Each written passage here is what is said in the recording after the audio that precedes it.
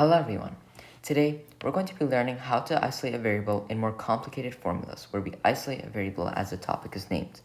This means we rewrite the equation so that a specific variable is alone on one side. When we rearrange formulas, we must treat the variable you want as the focus. Everything else needs to be removed step by step using opposite operations.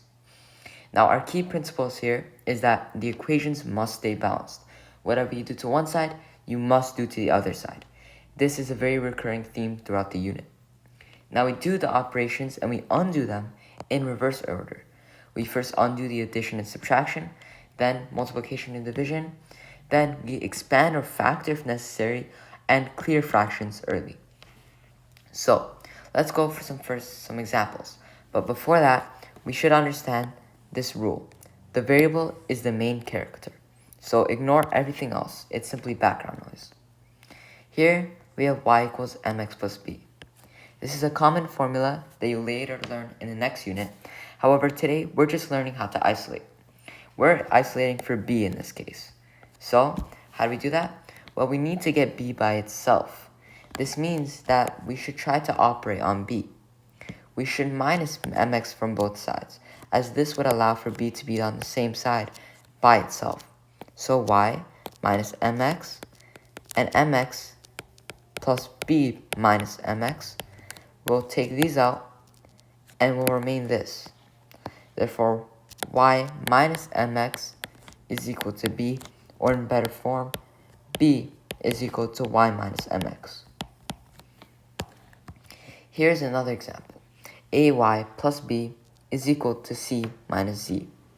We need to solve for b in this case. So, the natural thing to do is subtract terms other than b on this side.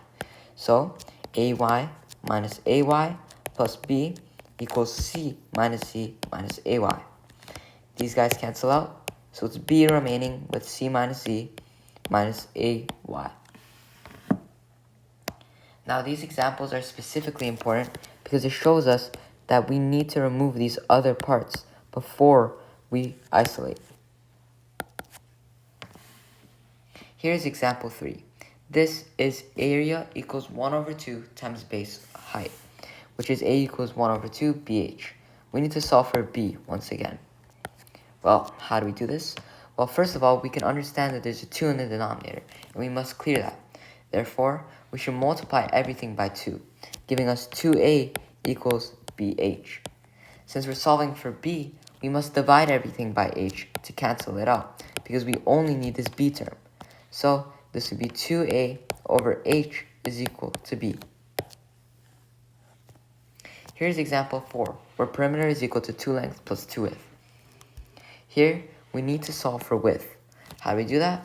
Well, we should take everything else away from this term of the 2w. That means we subtract 2l on this side, and we subtract 2l on this side.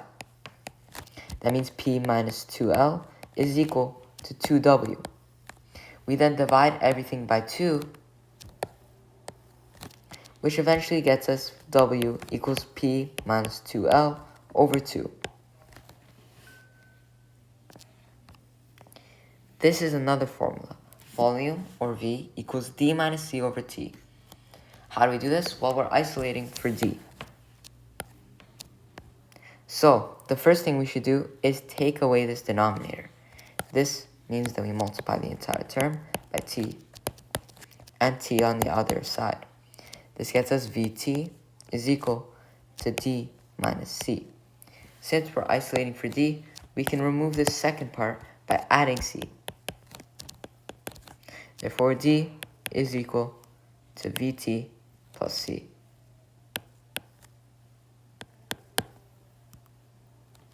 Here is example 6.